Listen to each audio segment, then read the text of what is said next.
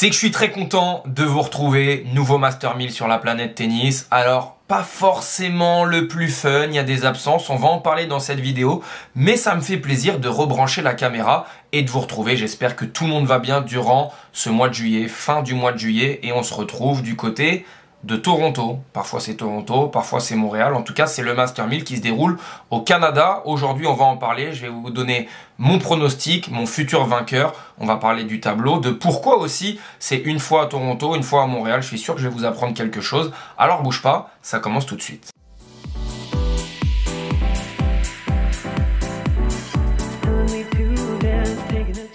Bon, on va vite le voir, le plateau de ce tournoi, on va dire que c'est un tableau ouvert. On va dire que c'est un tableau ouvert parce qu'il y a énormément d'absents, on va en parler juste après. Mais d'abord, un petit point culture. Un petit point culture, ça fait toujours plaisir. J'ai fait mes petites recherches et j'ai été demandé à mon meilleur ami, ChatGPT, qui m'a donné la raison de pourquoi c'était une fois à Montréal, une fois à Toronto. Bon, c'est pas bien compliqué, ça paraissait assez logique, mais je vais quand même m'appuyer sur des sources officielles.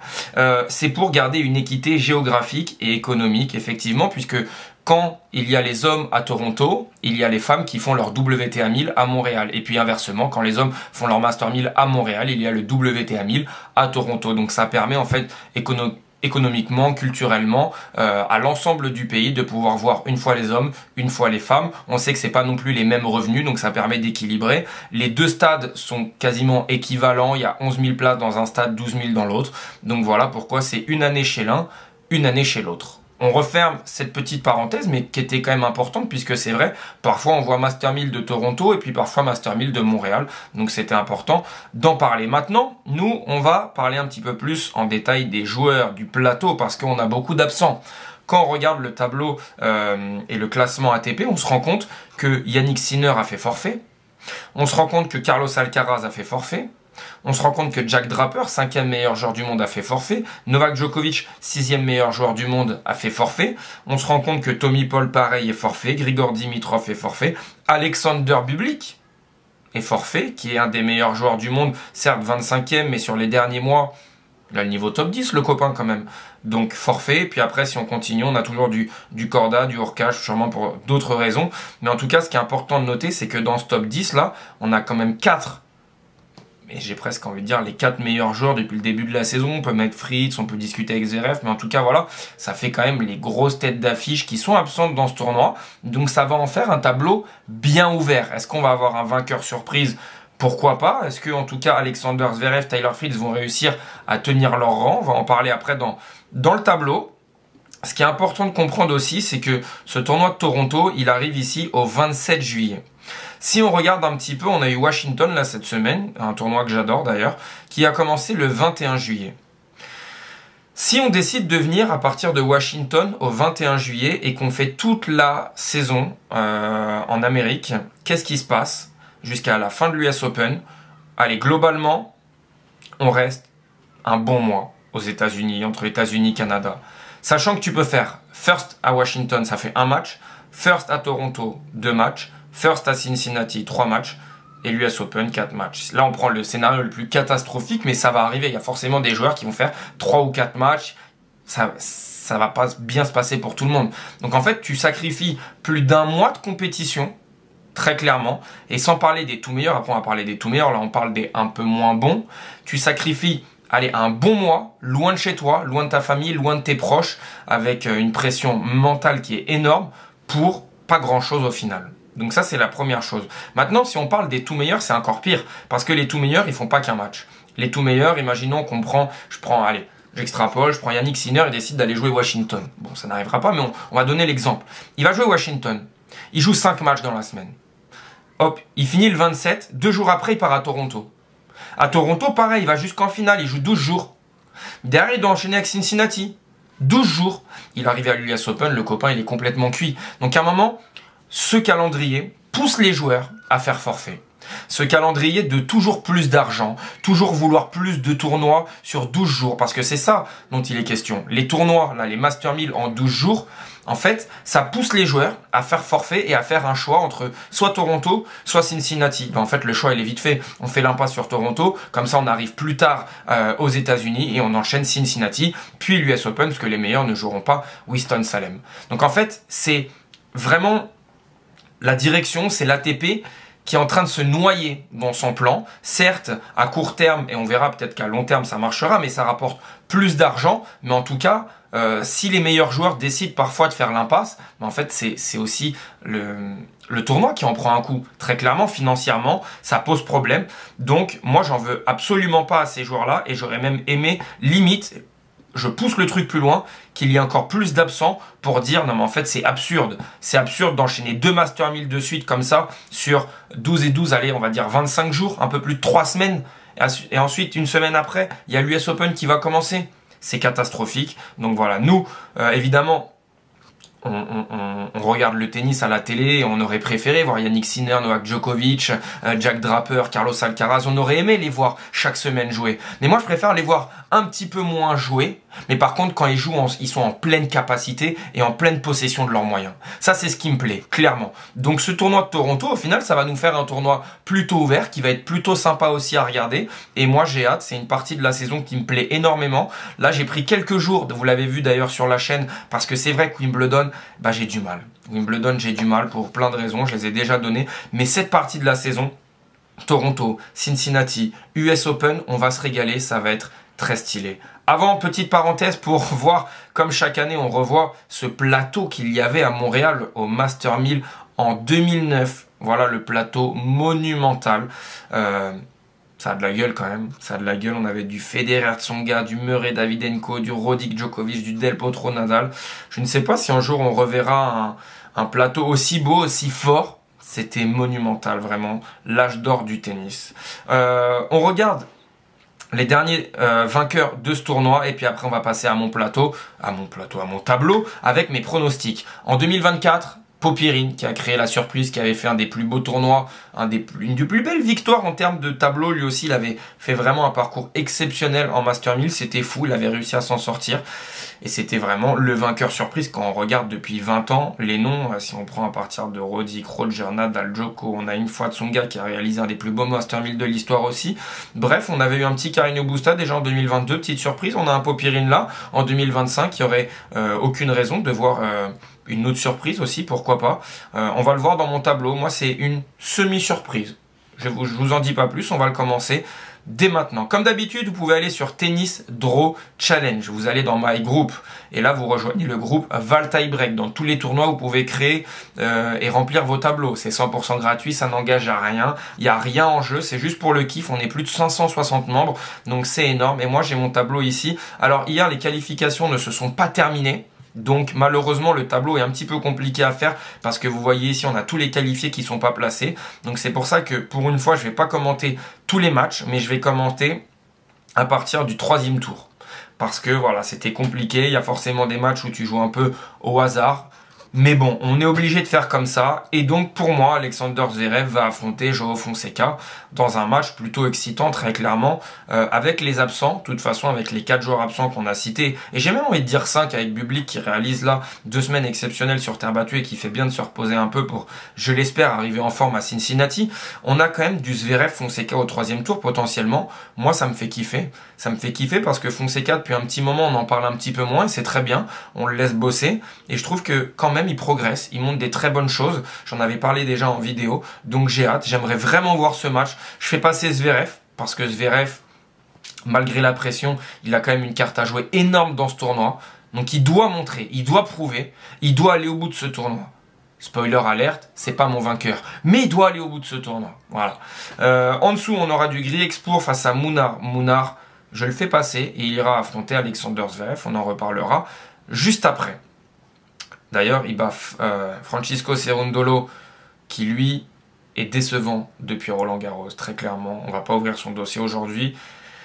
Mais bon, quand je vois le potentiel de ce joueur, tellement freiné par son faible service, c'est tellement dommage. On a Daniil Medvedev ici, qui va jouer contre le tenant du titre et qui va l'éliminer pour moi. Daniil Medvedev qui a un bye, qui va jouer sûrement un qualifié d'Ardery qui vient de remporter Umag, qui s'est blessé d'ailleurs en finale, j'ai l'impression. Donc ça va être compliqué de tenir son rang. Pourquoi pas 2 qualifiés, un lucky loser. Bref, on a un Daniil qui va s'avancer contre Popyrin.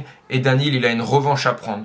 Parce que là, ce qui vient de se passer contre Corentin Moutet, c'est une faute professionnelle. Très clairement, il avait match en main, il a bazardé plusieurs balles de break, il a montré des bonnes choses dans ce tournoi. Mais franchement, ce match contre Moutet, je l'ai vu, il doit jamais le perdre. Il doit jamais le perdre. Chapeau à Corentin au passage qui lui est en train de faire des progrès énormes. Mais quand même Daniil Medvedev, j'en attends énormément sur ce tournoi. Et il va battre Popyrin qui lui va devoir jouer chaque match avec une énorme pression puisqu'il défend 1000 points ATP. C'est énorme. C'est énorme. Donc tous les matchs vont être compliqués pour Popyrin.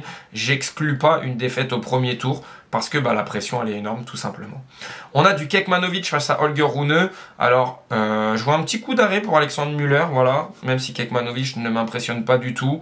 Pareil pour Quentin Halys, je vois un petit coup d'arrêt pour les deux Français. Pas que Kekmanovic m'impressionne, mais plus voilà, par élimination. On a Mpetshi Perricard qui va, je pense, enfin regagner un match. Parce que la série est tellement longue qu'à un moment, il a le droit de regagner un match de tennis, le pauvre. Par contre, je le vois perdre contre Holger Rune derrière. Parce que voilà, Mpetshi Perricard ne m'assure aucune garantie. On a du Musetti face à Sang. Je sais pas trop comment on prononce. Sang, Chang, je sais pas trop. Donc du coup, je fais passer le gaucher parce que Musetti, pareil, ne m'offre aucune garantie sur cette surface. Depuis un petit moment d'ailleurs, il me semble que j'avais vu passer, il a un ratio négatif sur dur, il me semble. C'est assez fou. Il y a des progrès à faire, très clairement. On a un Gaël Monfils, pareil, je pense à l'arrêt, qui va perdre une nouvelle fois face à Mikkelsen. Et Mikkelsen, lui, qui va battre le Chinois pour se hisser en quart de finale et affronter Lerner Tien. Lerner Tien, je lui ai fait faire un gros tournoi et j'aimerais bien qu'on ouvre le chapitre de Lerner Tien parce que Lerner Tien c'est même année que Joao Fonseca, mais beaucoup moins de bruit autour de Lerner Tien, alors que lui, il a déjà battu, si je dis pas de bêtises, 4 ou 5 joueurs du top 10, 5 joueurs du top 10, je crois, en battant Roublev la semaine dernière, enfin cette semaine à Washington d'ailleurs. Il l'a fait exploser, tout simplement. On sait qu'il a battu Daniil Medvedev en Grand Chelem. Bref, il a quand même certaines perfs. J'ai pas envie de dire que Joao Fonseca n'a pas, parce que c'est pas du tout le même style. Joao Fonseca, lui, a fait une tournée sud-américaine exceptionnelle. Il nous a offert un banger contre Roublev à l'Open d'Australie, mais Lerner Tien nous a offert un banger face à Medvedev. Et je trouve qu'on n'en fait pas assez sur ce joueur. Certes, qui a ses qualités, ses défauts, qui manque un petit peu de puissance, mais au final, c'est un joueur qui a un QI tennis exceptionnel, qui a une qualité de déplacement monumentale, il va tellement vite, il est gaucher, il comprend le jeu, il utilise très bien ses qualités à lui. Franchement, c'est un joueur, moi, qui m'impressionne énormément, qui ne cesse et qui va continuer de progresser. Donc voilà pourquoi je pense que sur cette tournée américaine, il a une vraie carte à jouer. Sur le dur, c'est sa surface préférée. Donc je le fais aller assez loin, on va en reparler après. On a Khachanov face à Hugo Humbert, c'est Khachanov qui va s'imposer face à notre Français. Casper Ruud qu'on n'a pas vu rejouer au tennis depuis très longtemps. J'espère que les vacances lui ont fait du bien, je vais le faire passer. Il a un tableau plutôt abordable. À noter qu'on a un Vasek Pospisil ici dans le tournoi. Je sais pas si c'est une erreur du tableau ou si c'est vraiment lui, parce que des fois le tableau fait des erreurs. Si c'est vraiment lui, ça fait bizarre parce que lui, il joue un match ou deux dans l'année, j'ai l'impression. Maintenant, il est en fin de carrière. Joueur que j'ai bien aimé d'ailleurs durant sa carrière. On ferme la parenthèse. On a un Tiafoe face à un Cameron Norrie. Pareil, des Tiafoe, des Ben Shelton, des Tyler Fritz. On n'est pas encore aux États-Unis, mais c'est le moment pour eux de jouer leur meilleur tennis. Donc Tiafoe va se qualifier. On a un Tsitsipas de Minor. De Minor, je le vois bien enchaîné, qui d'ailleurs va jouer aujourd'hui sa finale face à Davidovich Fokina. De Minor, pareil, j'en attends beaucoup sur du dur. Sur le dur, j'en attends beaucoup. De Tsitsipas, j'attends plus grand chose. Je ne serai pas déçu s'il s'incline, très clairement. Je vais lui laisser quelques mois à Stefanos et je l'attends à l'Open d'Australie pour une nouvelle saison. Peut-être la saison de la dernière chance. On a un Koboli face à un Auger-Aliassime. Je sais pas trop quoi penser. J'ai mis Auger-Aliassime, très clairement, je l'ai mis assez loin parce que pareil, sur dur, j'ai l'impression qu'il peut débloquer quelque chose. Il fait pas une mauvaise saison. Je l'ai défendu plusieurs fois cette année. J'aimerais bien qu'il passe un petit cap. On est en Master 1000, il y a un tableau ouvert. C'est le moment. c'est le moment. Voilà, il va falloir passer Koboli, il va falloir passer Ben Shelton. C'est mon sentiment, je pense qu'il peut le faire. On a un Roublev pareil qui a un tableau assez facile, qui va se hisser en quart de finale face à Mensik. Davidovich Fokina qui peut avoir un petit coup d'arrêt. Ça va dépendre de son enchaînement, ça va dépendre de si ce soir il va obtenir son premier titre en carrière. C'est tout ce qu'on lui souhaite au moment où on fait cette vidéo. On a Arthur Fils, ça fait plaisir de retrouver Arthur Fils dans un tableau. On a Arthur Fils qui, je pense, va passer le premier tour, puisqu'il a un premier tour assez abordable, mais dans quelles conditions il arrive, c'est très compliqué de miser sur lui. Donc je pars sur Lehecka, sur son deuxième match après le bye. Deuxième tour, et donc au troisième tour, défaite contre Lehecka pour ma part, et on a Coric face à Taylor Fritz. Taylor Fritz qui va se qualifier. Allez, on enchaîne assez vite parce que vous avez vu mon tableau de toute façon. On a un Zverev qui va se qualifier ici en quart. J'ai un peu été vite tout à l'heure sur les quarts. Voilà, on a un Zverev qui va se qualifier, qui va affronter Medvedev, et pour moi, Medvedev va battre Alexander Zverev. Parce que je trouve que sincèrement, là, même si la défaite contre Moutet, elle est dure, j'ai pas trouvé qu'il avait fait des mauvais matchs. Ça, c'est la première chose. Zverev, je pense qu'il y a une telle pression avec l'absence de Sinner et Alcaraz qu'il se sent obligé de gagner ce Master 1000 et qu'au final, la pression, elle est sur ses épaules et Daniil Medvedev va se hisser en demi-finale pour affronter Lerner Tien. Lerner Tien, la surprise qui va enchaîner une victoire, 2 victoires face à Shapovalov, 3 victoires au Polka, 4 victoires Mikkelsen et qui va battre Casper Ruud pour se hisser en demi-finale et affronter Medvedev. On a ensuite Deminor qui va battre Auger-Aliassime en quart de finale pour rejoindre Taylor Fritz. Pas trop de surprise sur cette partie de tableau du bas. On a Deminor, Taylor Fritz qui sont pour moi les 2 meilleurs joueurs de cette partie de tableau. Un peu comme en haut, globalement. Medvedev face à Zverev qui sont en quart, qui ne peuvent pas se rencontrer après. Donc on a les deux qui se rencontrent. Et ensuite on a la revanche. Medvedev qui va prendre sa revanche face à Lerner Tien qui va se hisser en finale pour affronter, j'ai mis Taylor Fritz. Et là, Daniil Medvedev qui est juste ici, qui sera mon vainqueur de ce Master 1000. Je ne dis pas que c'est une renaissance, mais en tout cas, voilà, je pense que Daniil Medvedev, c'est pas un joueur qui a jeté à la poubelle, c'est pas un joueur qui a tout perdu. Non, c'est un joueur qui a un petit peu stagné, qui parfois a un petit peu régressé, mais là, avec un tableau bien plus ouvert, il est clairement dans les meilleurs joueurs de ce tableau. Il perd souvent contre Alcaraz, contre Sinner et tout, mais dans un tableau comme ça assez ouvert, c'est pour moi le premier, deuxième, troisième meilleur joueur, et c'est lui qui va avoir le moins de pression, et donc je pense que c'est lui qui va soulever le trophée. N'hésitez pas comme d'habitude à faire votre tableau dans Tennis Draw Challenge, à lâcher votre meilleur like sur cette vidéo, ça m'aide énormément, à vous abonner si ce n'est pas déjà fait, et nous on se retrouve très rapidement.